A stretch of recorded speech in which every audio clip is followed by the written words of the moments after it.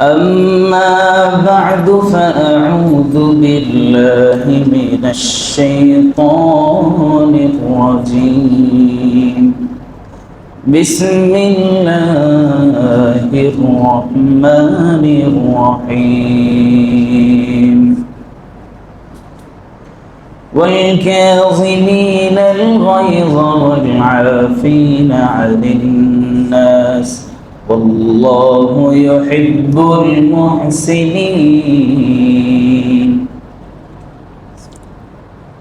قال رسول الله صلى الله عليه وسلم أن رجلا سأل رسول الله صلى الله عليه وسلم أوصني قال لا تغضب فرد ذلك مرارا فقال لا تغضب أو كما قال عليه الصلاة والسلام اللهم صل على سيدنا ومولانا محمد وعلى آل محمد كما صليت على إبراهيم وعلى آل إبراهيم إنك حميد مجيد اللهم بارك على محمد وعلى آل محمد كما باركت على إبراهيم وعلى آل إبراهيم إنك حميد مجيد الحمد لله মহান আল্লাহ সুবহানাহু ওয়া তাআলা দরবারে শুকরিয়া যে আল্লাহ পাক রব্বুল আলামিন পবিত্র এই জুমার দিনে আমাদেরকে মসজিদে এসে কিছু কথা বলবার এবং শুনবার তৌফিক দান করেছেন। সকলে বলি আলহামদুলিল্লাহ। আজকে আলোচনার বিষয়বস্তু হচ্ছে রাগ, গোসা, রাগ। আরবি ভাষায় এটাকে বলে আল গযব, মানে রাগ করা।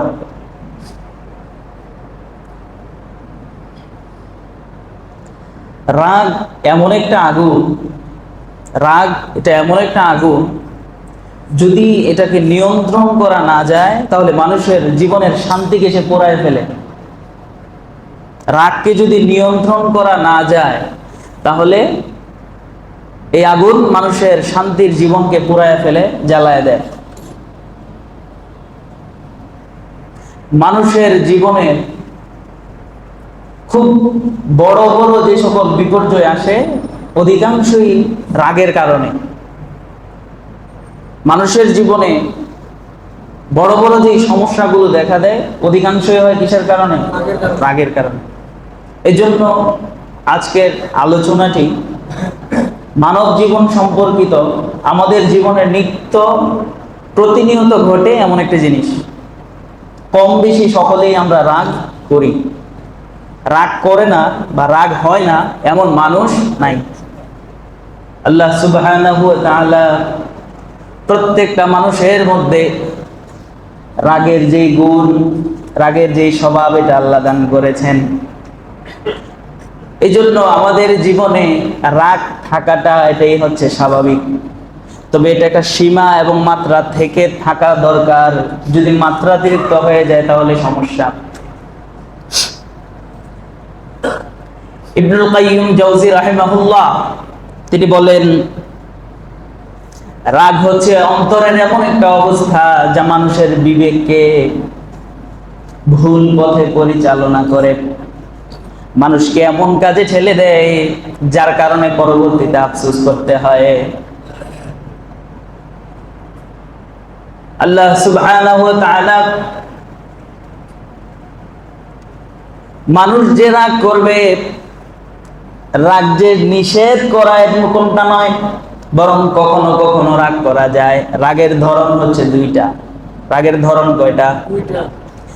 একটা হচ্ছে আল গাযাবুল লিন-নাফস, আরেকটি হচ্ছে আল গাযাবুল লিল্লাহ, আল্লাহর জন্য রাগ করা, আরেকটা হচ্ছে নিজের জন্য রাগ করা। قال رسول الله صلى الله عليه وسلم من أحب لله وأبغض لله وأعطى لله ومنع لله فقد استكمل الإيمان। রাগ জিনিসটা সব সময় খারাপ, বিষয়টা এরকম নয়। আল্লাহর জন্য রাগ করতে হবে। পরিপূর্ণ ঈমানদার যে, সে আল্লাহর জন্য রাগ করবে। মানে আহাব্বা লিল্লাহ ওয়া আবগাদা লিল্লাহ, যে আল্লাহর জন্য কাউকে ভালোবাসে, আল্লাহর জন্য রাগ করে, তার ঈমান পরিপূর্ণ। ফাকাদ ইস্তাকমালাল ঈমান। এজন্য আমার সন্তান কোন গুনাহের কাজে জড়িয়ে গেছে, আমি তার সাথে রাগ করতে পারবো। আমার স্ত্রী নামাজ পড়ে না, আমি আমার স্ত্রীর সাথে রাগ করতে পারবো, এবং এই রাগ করলে ঈমান পরিপূর্ণ হবে। বিষয়টা কি বুঝতে পারলেন? আবার যদি কোনো অন্যায় কাজ দেখে কারো মাঝে, সমাজে কোনো অন্যায় কাজ দেখে সমাজের লোকদের সাথে এই কারণে কেউ রাগ করলো, এটা কি পরিপূর্ণ মুমিনের গুণ। একজন পূর্ণাঙ্গ ঈমানদার আল্লাহর কোন আইনের পরিপন্থী কাজ দেখলে সে রাগ করবে, এটাই হচ্ছে নিয়ম, এটাই হচ্ছে স্বাভাবিক। আল্লাহর রাসূল সাল্লাল্লাহু আলাইহি ওয়াসাল্লাম বুখারী শরীফে এসেছে, নবী তার জীবনে কখনো নিজের জন্য রাগ করেননি। নবী যতবার রাগ করেছেন, ইসলাম, কোরআন, সুন্নাহর পরিপন্থী কোনো কাজ দেখলে নবী সেটার জন্য রাগ করতেন। এজন্য আমাদের উচিত কোরআন, সুন্নাহ, ইসলাম পরিপন্থী কোনো কাজ দেখলে সেক্ষেত্রে রাগ করা, নিজের জন্য রাগ না করা। অহংকার বশত মানুষ রাগ করে বেশিরভাগ সময়। কেউ কিছু বলছে, আমার সম্মান হানি হলো, এই কারণে আমরা রাগ করি। রাগ সব সময় একই কারণে হয় না। এক এক সময় পরিবেশ, অবস্থান, মানসিক এবং শারীরিক বিভিন্ন কারণে মানুষের রাগের কারণও ভিন্ন ভিন্ন হতে পারে। এখন আমরা জানবো রাগ কোন কোন কারণে করে। শারীরিক কারণে মানুষের রাগ হতে পারে, বৈজ্ঞানিকভাবে প্রমাণিত। মানুষের হরমোনে যদি ভারসাম্যতা নষ্ট হয়ে যায়, সেক্ষেত্রে মানুষের মেজাজ খিটখিটে হয়। মূলত মেজাজ যখন খিটখিটে হয়, তখনই মানুষ কি বেশি রাগ করে, বেশি গোসা করে। মানুষের মস্তিষ্কে যদি সমস্যা থাকে, স্বাভাবিক অবস্থার পরিবর্তন ঘটলে মানুষ রাগ করে। যেমন সারাদিন রোজা রাখে, বিকাল বেলায় বেশিরভাগ সময় ঝগড়া করে। কেন? ওই স্বাভাবিক অবস্থা থেকে কি হয়ে গেছে? পরিবর্তন। পেটে প্রচন্ড ক্ষুধা, এ কারণে মেজাজ খিটখিটে থাকে। আবার অনেক সময় রক্তের সুগারের মাত্রা কমে গেলে মানুষ রাগ করে। এজন্য ডায়াবেটিসের রোগীরা যখন নিজেরা ঔষধ সেবন করার পর সুগার একদম কমে যায়, তখন তার মেজাজ খিটখিটে হয়ে যায়। মানে রাগের একাধিক কারণ থাকতে পারে। সে কারণগুলো আমাদের খেয়াল করে চললে তাহলে আমাদের রাগ থেকে বেঁচে থাকা কি হবে? সম্ভব হবে। অতিরিক্ত অসুস্থতা অথবা অতিরিক্ত কোনো ব্যথা থাকলে সেক্ষেত্রেও মেজাজ খিটখিটে থাকে। মানসিক অনেক কারণে মেজাজ খিটখিটে হতে পারে। কেউ কোনো ক্ষমতার আশা ছিল কিন্তু ক্ষমতাটা পায়নি, ক্ষমতার সেই লোভের কারণে মানুষের মেজাজ খিটখিটে হয়, রাগ করতে পারে। অন্যায় এবং জুলুম দেখলে মানুষ রাগ করে। ভয় এবং অনিরাপত্তার কারণেও মানুষ রাগ করতে পারে। পরিবেশগত অনেক কারণে মানুষ রাগ করে। প্রচন্ড গরমেও মানুষের মেজাজ গরম হয়ে যায়। মানে একাধিক কারণ থাকতে পারে। এই কারণগুলো আমাদের জীবনে আসলে এই রাগের সময়টা যেন আমরা নিজেকে আটকে রাখি, দমায় রাখি, এই জন্য এগুলো বলা। কোরআনুল কারিমে আল্লাহ সুবহানাহু ওয়া তাআলা রাগ সম্পর্কে কি বলেন? কোরআনুল কারিমের কয়েক জায়গায় রাগ সম্পর্কে আলোচনা এসেছে। রাগকে যে সংবরণ করবে, আল্লাহ সুবহানাহু ওয়া তাআলা তার প্রশংসা করেছেন। أعوذ بالله من الشيطان الرجيم والكاظمين الغيظ والعافين عن الناس والله يحب المحسنين আল্লাহ পাক বলছেন ওয়াল কাযিমিনাল গায়জ, যারা নিজের রাগকে, যারা নিজের ক্রোধকে সংবরণ করবে, যারা নিজের রাগকে দমিয়ে রাখবে, ওয়াল আফিনা আনিন নাস, মানুষের উপর সদয় হবে। অর্থাৎ কেউ একটা অন্যায় করেছে, আপনার সাথে কেউ বড় ধরনের অপরাধ করেছে, আপনার রাগ ওঠার পরেও আপনি নিজেকে সংবরণ করলেন এবং ওই লোককে ক্ষমা করে দিলেন। এই ক্ষমার কারণে আল্লাহ পাক বলছেন ওয়াল্লাহু ইউহিব্বুল মুহসিনিন, এমন অনুগ্রহশীল বান্দাকে আল্লাহ পাক পছন্দ করেন, ভালোবাসেন। তাহলে আল্লাহর ভালোবাসা পাওয়ার একটি মাধ্যম হচ্ছে নিজের রাগকে সংবরণ করা, নিজের রাগকে দমায় রাখা। আল্লাহ পাক অন্য এক আয়াতে যে সকল মুমিনগণ জান্নাতি মুমিনদের গুণাগুণ বর্ণনা করলেন। আল্লাহ পাকের পছন্দের মুমিন বান্দা কারা, তাদের ব্যাপারে আল্লাহ বলছেন ওয়া ইযা মা গাযিবু হুম ইয়াগফিরুন, যারা জান্নাতি মুমিন, যারা আল্লাহ পাকের পছন্দের মুমিন, তারা যখন কারো উপর রাগ করে তখন তারা তাদেরকে ক্ষমা করে দেয়। মানে রাগ করার পরেও নিজের রাগকে চরিতার্থ করে না, ক্ষমা করে দেয়। এ ধরনের মুমিনগণ হচ্ছে আল্লাহর কাছে প্রিয়, পছন্দের। হযরতে মূসা আলাইহিস সালাম কুরআনুল কারীমে হযরতে মূসা আলাইহিস সালামের রাগের ব্যাপারে আলোচনা এসেছে। মূসা আলাইহিস সালাম যখন জাবুর কিতাব আনতে গেলেন, জাবুর কিতাব আনার পর তিনি দেখলেন সামিরী নামের এক লোক তার উম্মতকে গুমরাহ করে ফেলেছে। মানুষগুলো শিরকে লিপ্ত হয়ে গিয়েছে, বাছুরের পূজা শুরু করে দিয়েছে। হযরত মূসা আলাইহিস সালাম রাগে জাবুর কিতাবকে জোরে নিক্ষেপ করলেন। জাবুর ছিল কাঠের। এসে আপন ভাই হারুন আলাইহিস সালামের মাথার চুল ধরে টান দিলেন, রাগে ফেটে পড়লেন। হযরত হারুন আলাইহিস সালাম বললেন লা তুশমিত বিল আদাব, শত্রুর সামনে আমাকে অপমানিত করবেন না।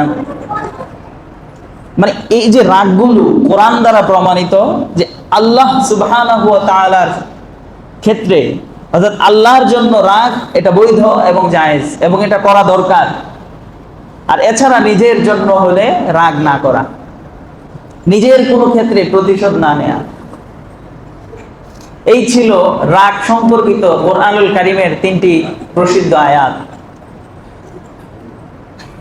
এখন আসি হাদিসে নবী করিম সাল্লাল্লাহু আলাইহি ওয়াসাল্লাম রাগ সম্পর্কে কি বলেন। عن أبي هريرة رضي الله تعالى عنه أن رجلا سأل رسول الله صلى الله عليه وسلم أوصني فقال لا تغضب।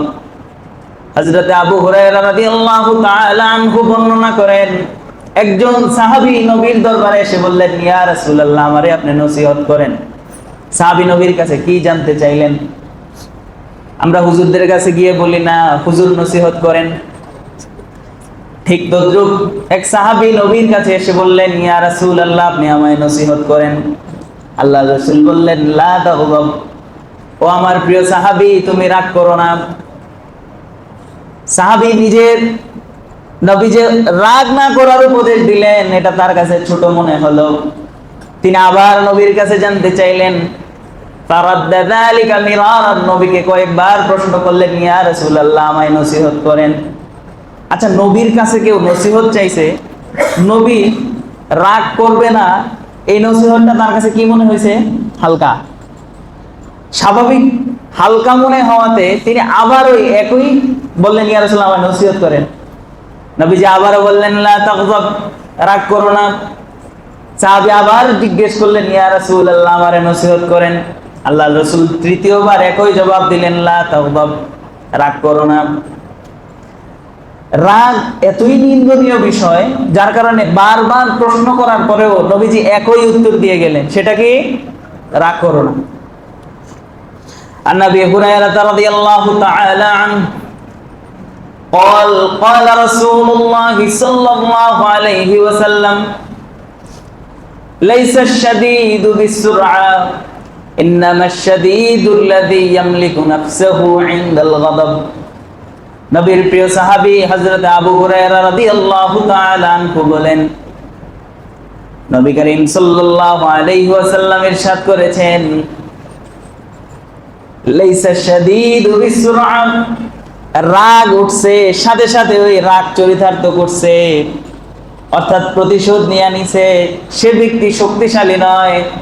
শক্তিশালী সে ব্যক্তি নয় যে ব্যক্তির রাগ উঠেছে এবং সেই রাগকে চরিতার্থ করেছে, সে কি নয়? শক্তিশালী নয়।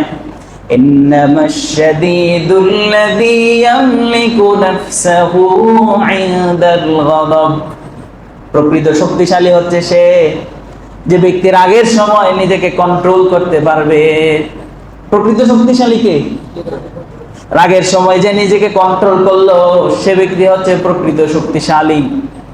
এই জন্য বহুত লোক দেখা যায় নিজের শক্তি প্রদর্শন করে মেজাজ গরম হয়, সাথে সাথে নিজের মেজাজ দেখায় ফেলে, তাহলে বুঝবেন এই লোক খুবই দুর্বল, শক্তিশালী নয়। শক্তিশালী হচ্ছে সে নিজের রাগ ওঠার পরও নিজেকে দমায় রাখছে। অন্য এক হাদিসে আল্লাহ রাসূল সাল্লাল্লাহু আলাইহি ওয়াসাল্লাম বলেন, ইন্নাল গাদাবা মিনাশ শাইতান, মানুষের ভিতরে যে রাগ আসে, রাগটা হচ্ছে শয়তানের পক্ষ থেকে। রাগ কিসের পক্ষ থেকে আসে? শয়তানের। এখন আপনি একবার ভাবুন, শয়তানের পক্ষ থেকে যেটা আসে সেটা করা ভালো না মন্দ? তাহলে শয়তানের পক্ষ থেকে যেটা আসে সেটা কি ছেড়ে দেওয়া দরকার না রেখে দেওয়া দরকার? তাহলে রাগ ছেড়ে দেব তো আমরা, সকলেই চেষ্টা করবেন। قال رسول الله صلى الله عليه وسلم إن الغضب لا يفسد الإيمان كما يفسد الصبر العسل। আল্লাহ রাসূল সাল্লাল্লাহু আলাইহি ওয়াসাল্লাম বলেন, রাগ মানুষের ঈমানকে নষ্ট করে দেয়।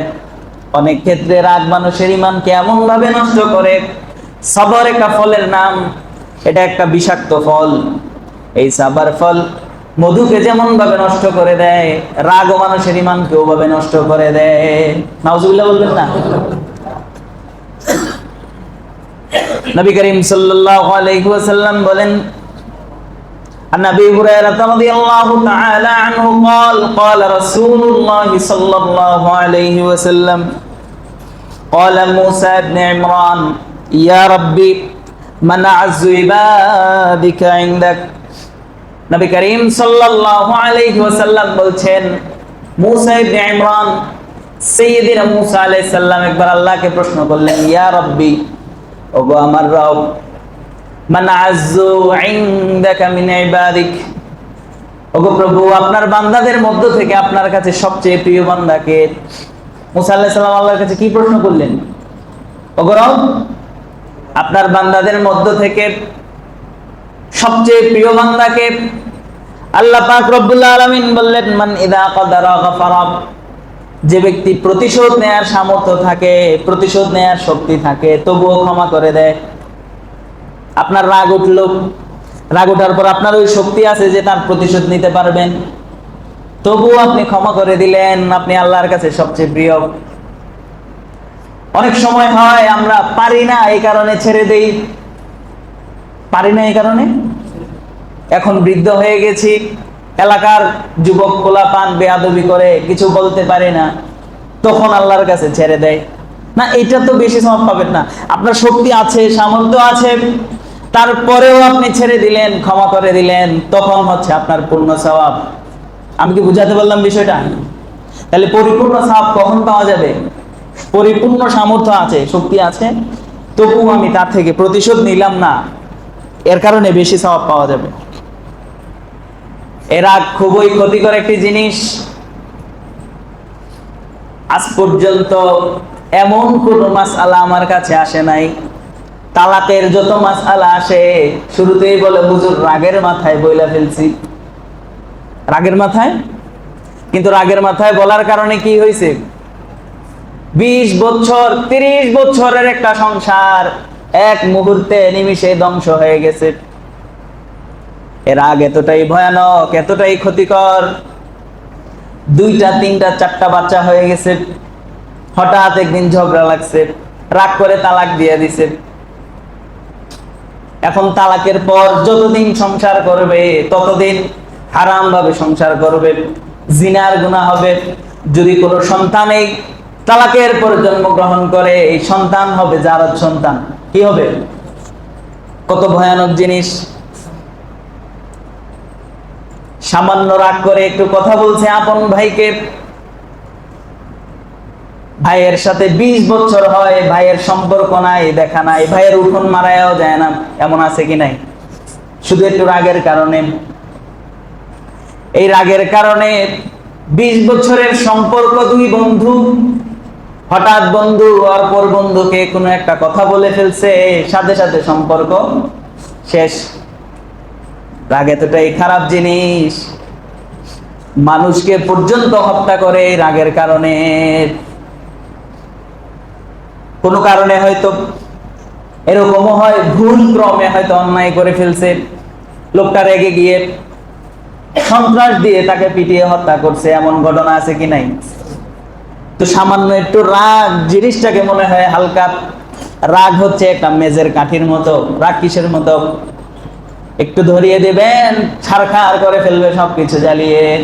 এজন্য আমি শুরুতেই বলেছি, রাগ হচ্ছে এমন একটা আগুন, এই আগুন যদি নিয়ন্ত্রণ করা না যায়, এই রাগকে যদি কেউ সঠিকভাবে নিয়ন্ত্রণ না করে, তাহলে তার জীবনের শান্তিকে রাগ জ্বালিয়ে পুড়িয়ে ছারখার করে ফেলবে। রাগের কারণে অনেক মানুষ আত্মহত্যাও করে। অনেক ভালো সম্পর্ক, বাবা হয়তো সন্তানকে একটা কটু কথা বলছে, সন্তান বাবার এই কথার জের ধরে আমাকে কেন এই কথা বললো, রাগ করে আত্মহত্যা করে ফেলে, আছে না? অনেক স্ত্রী স্বামীর প্রতি রাগ করে আত্মহত্যা করে। রাগ এটা সমাজের সকল স্তরে এবং সকল পর্যায়ে যদি নিয়ন্ত্রণ করা না যায়, তাহলে ধ্বংস ডেকে আনে। আপনারা কি কথাগুলো মনোযোগ দিয়ে শুনছেন এবং বুঝতেছেন? এগুলো হচ্ছে রাগের দুনিয়াবি ক্ষতি। রাগ করলে যে শুধু দুনিয়ায় মানুষের জীবন ধ্বংস হয়, দুনিয়ায় ক্ষতি হয়, বিষয়টা এরকম নয়। রাগ করলে আখিরাতেরও ক্ষতি হয়, কারণ রাগ এটা আসে শয়তানের পক্ষ থেকে। তো শয়তানের কথা মেনে চললে আখিরাতে কি ধরা আছে নাকি নাই? রাগ করার মাধ্যমে আল্লাহ পাক রব্বুল আলামিনের গজব নেমে আসে। কারণ যে রাগ করে, রাগীকে আল্লাহ পছন্দ করেন না। যে রাগ করেন না, আল্লাহ তাকে পছন্দ করেন। এর রাগের কারণে যে শুধুমাত্র আখিরাতে ক্ষতি, দুনিয়ার ক্ষতি তা নয়, মানসিকভাবে অনেক সমস্যা আছে। রাগের কারণে মানুষ অনেক সময় বিকারগ্রস্ত হয়ে পড়ে, মানসিক ক্ষতি হয়, স্বাস্থ্যগত অনেক ক্ষতি হয়। এজন্য যেভাবেই হোক রাগকে সংবরণ করতে হবে, কি হবে না? এজন্য রাগ কিভাবে সংবরণ করবেন, রাগ কিভাবে দমিয়ে রাখবেন, ইসলাম শুধু রাগ থেকে বাঁচার নির্দেশ দেন না, কিভাবে আপনি রাগ থেকে বেঁচে থাকবেন এটার জন্য ইসলাম অনেকগুলো শর্ত দিয়েছেন, ইসলাম অনেকগুলো কাজ দিয়েছেন। আল্লাহ রাসূল সাল্লাল্লাহু আলাইহি ওয়াসাল্লাম বলেন, তোমাদের যখন কেউ রাগ করবে তারা যেন পড়ে আউযু বিল্লাহি মিনাশ শাইতানির রাজীম। ইসলাম রাগ নিয়ন্ত্রণ করার কিছু উপদেশ দিয়েছে, তার মধ্যে এক নাম্বার কি পড়বেন? যখন খুব মেজাজ গরম হয়ে যায়, রাগ ওঠে, সাথে সাথে পড়বেন আউযু বিল্লাহি মিনাশ শাইতানির রাজীম। এটা হচ্ছে রাগ উঠলে 1 নাম্বার কাজ। রাগ যখন ওঠে 2 নাম্বার কাজ হচ্ছে অবস্থান পরিবর্তন করা। আল্লাহ রাসূল সাল্লাল্লাহু আলাইহি ওয়াসাল্লাম বলেন, তোমাদের কেউ যখন রাগ করবে, তাহলে সে যদি দাঁড়ানো অবস্থায় থাকে সাথে সাথে যেন বসে পড়ে। যদি বসে থাকা অবস্থায় কারো রাগ ওঠে, নবী বলেন সে যেন শুয়ে পড়ে। তাহলে অবস্থার পরিবর্তন ঘটালে যে অবস্থায় আপনার রাগ হয় ওই অবস্থা থেকে সরে গেলে রাগ কিছুটা কমে যায়। হাত যদি মুঠ করা থাকে হাতের মুঠা ছেড়ে দেবেন, রাগ কিছুটা কি করবে? কমবে। তাহলে 1 নাম্বার কাজ গেল কি? আউযুবিল্লাহি মিনাশ শাইতানির রাজিম বলা। 2 নাম্বার স্থান পরিবর্তন করা, অবস্থার পরিবর্তন ঘটানো। 3 নাম্বার আল্লাহর রাসূল সাল্লাল্লাহু আলাইহি ওয়াসাল্লাম বলেন আল গাদাবু মিনাশ শাইতান, রাগ হচ্ছে শয়তান থেকে, ওয়াশ শাইতানু মিনান নার, আর এই শয়তান হচ্ছে আগুনের তৈরি। অতএব আগুন নিভাতে হলে কি লাগে? পানি। অতএব তোমাদের কেউ যখন রাগ করবে, তোমাদের কারো যখন প্রচন্ড রাগ উঠবে সে যেন সাথে সাথে ওযু করে। তাহলে 3 নাম্বার কাজ কি? ওযু করা। 3 নাম্বার কাজ কি? ওযু করলে শয়তানের আগুন নিভবে, রাগ সংবরিত হবে, রাগকে দমায় রাখা যাবে। 4 নাম্বার কাজ, তিরমিজি শরীফের হাদিস, আল্লাহর রাসূল সাল্লাল্লাহু আলাইহি সাল্লাম বলেন তোমাদের কেউ যখন রাগ করবে সে যেন চুপ থাকে। রাগ করলে এই জন্য কথা বলবেন না, রাগের মাথায় কথা বলা ঠিক না। এই জন্য রাগ যখন উঠবে, প্রচন্ড রাগ যখন হবে, চুপ থাকার চেষ্টা করবেন।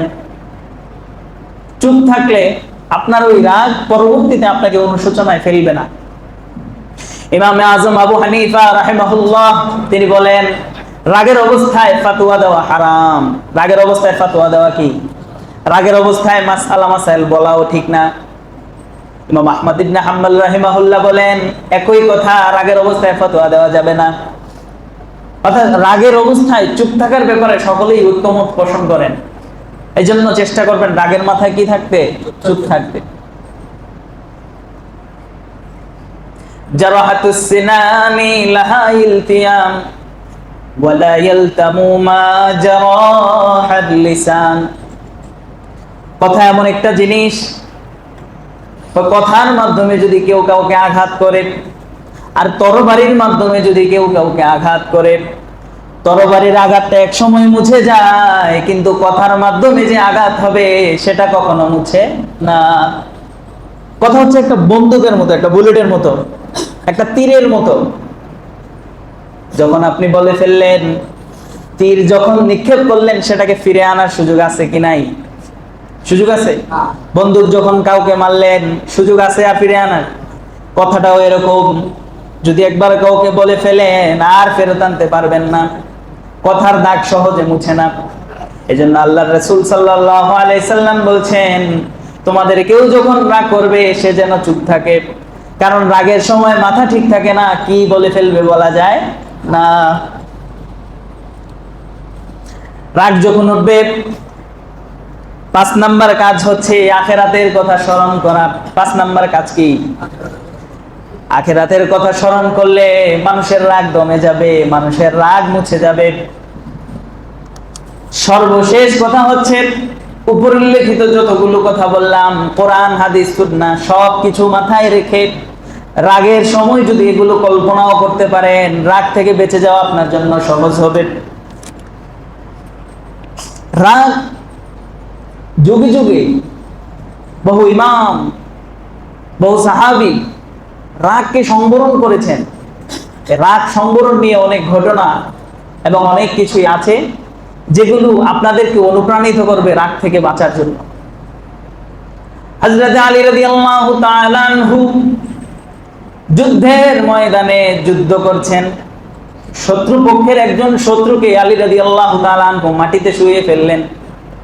কি করলেন? মাটিতে। আলী রাদিয়াল্লাহু আনহু তরবারি নিলেন, তার গর্দানে তরবারি চালাবেন, তাকে জবাই করে দিবেন। ঠিক এই মুহূর্তে হযরত আলী রাদিয়াল্লাহু আনহুকে ওই কাফের মুখে থুতু নিক্ষেপ করলেন। আচ্ছা, আবার আপনারা বলুন তো, থুতু নিক্ষেপ করার পর আলী রাদিয়াল্লাহু আনহুকে তাকে আর আস্ত রাখবেন না জবাই করে দেবেন? কিন্তু আলী রাদিয়াল্লাহু আনহু ছেড়ে দিলেন, জবাই করলেন না, উঠে গেলেন। লোকটি অবাক হয়ে গেল, প্রশ্ন করলেন কি হলো? তুমি তো আমাকে এমনি জবাই করে দিতে, থুতু মারার কারণে জবাই না করে ছেড়ে দিলে কেন? বরং কথা তো ছিল এরকম, থুতু মারার কারণে আরো কঠিন ভাবে তুমি আমাকে জবাই করবা। হযরত আলী বলেন যদি তোমাকে আমি নিজের রাগ, তুমি যখন আমার চেহারায় থুতু মারলে আমার রাগ উঠে গিয়েছিল, আমি যদি নিজের রাগকে দমানোর জন্য নিজের রাগকে যদি চরিতার্থ করার জন্য তোমাকে আমি জবাই করতাম, তাহলে আমি আলী হয়তো জাহান্নামে যেতে হতো। নিজের কারণে তোমারে জবাই করছি, কিন্তু তোমাকে একমাত্র আমি আল্লাহর জন্য জবাই করতে চাই, ইসলামের জন্য জবাই করতে চাই। এই জন্য আলী রাদিয়াল্লাহু আনহু লোকটিকে ছেড়ে দিলেন। এই যুদ্ধের ময়দানে, এই কঠিন সময়েও রাগের বিষয়টা তিনারা কোথায় রেখেছেন? মাথায় রেখেছেন। হযরতে আবু বকর সিদ্দিক রাদিয়াল্লাহু তাআলা আনহু, ওনাকে এক লোক গালাগাল করতেছিল, অনেকক্ষণ যাবত গালাগাল করছে। আল্লাহর রাসূল সাল্লাল্লাহু আলাইহি সাল্লাম বিষয়টি দেখছিলেন। নবী করিম সাল্লাল্লাহু আলাইহি সাল্লাম দেখছেন আর মুস্কি মুস্কি হাসছেন। হযরত আবু বকর রাদিয়াল্লাহু আনহু এক সময় রাগ করে কিছু একটা বললেন। নবী করিম সাল্লাল্লাহু আলাইহি সাল্লামের চেহারাটা মলিন হয়ে গেল। নবীজি এখান থেকে চলে গেলেন। পরবর্তীতে হযরত আবু বকর রাদিয়াল্লাহু আনহু নবীর কাছে গিয়ে বললেন, ইয়া রাসূলুল্লাহ, আমি যখন প্রথমত চুপ করেছিলাম আর সেই লোক আমাকে বকাঝকা করছিল, আপনার চেহারায় আমি মুচকি হাসি দেখছিলাম, কিন্তু আমি যখন বললাম আপনি সাথে সাথে চেহারাটা মলিন করে চলে আসলেন, রহস্য কি? আল্লাহ রাসূল বললেন, আবু বকর, তুমি যখন নিজের রাগকে সংবরণ করে, নিজের ক্রোধকে দমায় রেখে তার গালিগালাজ শুনতেছিলে, আসমান থেকে একজন ফেরেশতা এসে তোমার পক্ষ হয়ে জবাব দিচ্ছিল। আমি এজন্য ফেরেশতাকে দেখে মুচকি মুচকি হাসছিলাম, কিন্তু যখন তুমি নিজ থেকে উত্তর দেওয়া শুরু করলা, নিজের রাগকে আর দমায় রাখতে পারলা না।